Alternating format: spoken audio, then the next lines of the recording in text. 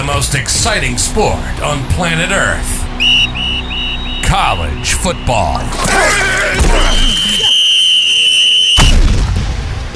This is Victors Valiant.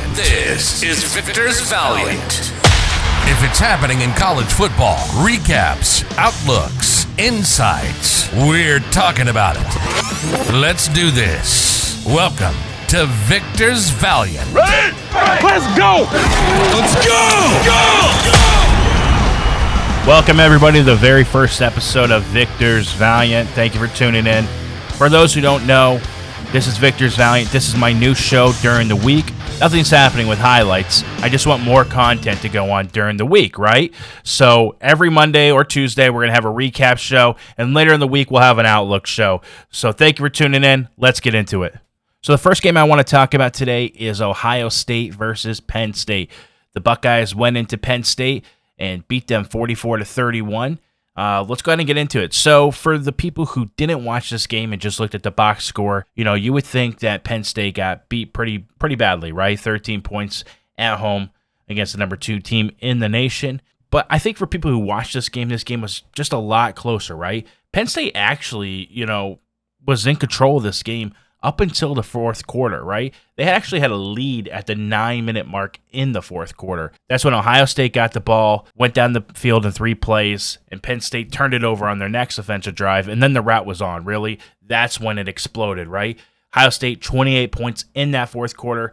Penn State, 17 points. But overall, just a dominating game by Ohio State as a whole, I would say, right? But I also think Penn State played relatively well. For 31 points against the number 2 team in the nation.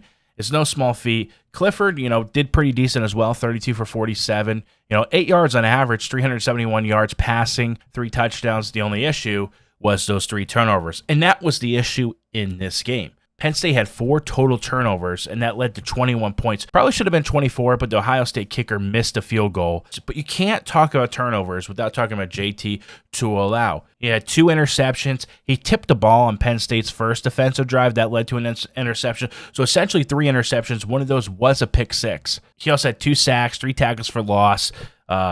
No forced fumbles that they gave him credit for, but he did recover 2 forced fumbles, and I think he probably should have got credit for that one in the fourth. Just a dominating game, one of the most dominating games by a defensive player that we've seen in a long time. Had a season's worth of stats in one game. Just overall, great game for him, and he really was the difference in this game, make no doubt about it. Ohio State scored 44 points, and I would say he's probably responsible for at least 21 of those. But what I really want to talk about is how Ohio State, I guess, kind of let Penn State in this game, or it could be vice versa, how you look at it. For those who don't know, Penn State has a great DB core, some of the best DBs and safeties in the nation. Caden King is one of the best players in college football. So I think Ohio State's plan in this game was not to go downfield, right? It was to attack that linebacker core. Penn State's had a lot of issues with their linebackers, especially in coverage this season, and especially in tackling. PFF, who grades, teams and positions and stuff, they think Penn State is the 100th best tackling team in the nation.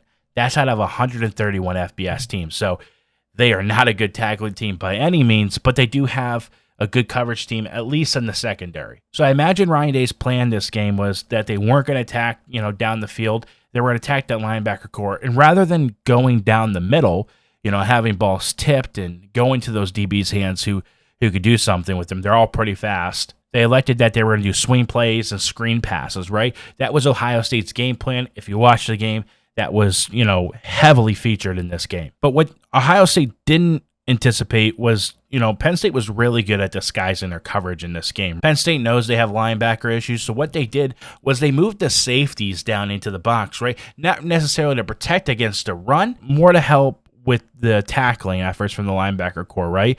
So as soon as Penn State did that, they kind of played into it. Ohio State's plan was, let's throw it short, let our speed, outdo their tackling and see what can happen, right? But what Ohio State didn't anticipate was Penn State's safeties. They were just elite this game, right? This is one of the best defensive games Penn State's played, at least from a tackling perspective, all season. And on the flip side, on their offensive side, Clifford did decently well if you take out the interceptions. Katron Allen did well on the ground, and then Parker Washington was just elite. 11 catches for 179 yards, 1 touchdown. 2 of those catches on 2 drives really led to the touchdown. One was like a 58-yard long touchdown run after the catch. The other one was just an amazing catch to keep the drive going on third down. So I don't think Ohio State played a bad game. I just think Penn State played up to Ohio State's level.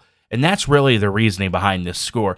But either way, 44-31, you go on the road against the number 13 team in the country and you get a 13-point win. Doesn't matter if it was a struggle. It's a 4-quarter game. Overall, great win from Ohio State. I still think they're one of the best teams in the country. I will continue to think they're the best teams in the country. I know a lot of Michigan fans are going to measure up games, right? I've seen this a lot between Ohio State and Michigan fans. Ohio State measuring up the Iowa game, Michigan measuring up the Penn State game. Each game is different. Each game is certainly different.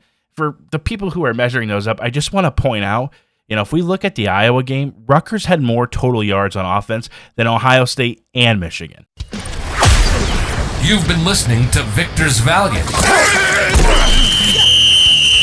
If it's happening in the college football world, we're always on top of it. Thanks for listening to the show. Make sure to like, rate, review, and definitely drop some comments. See you next time on Victors Valiant.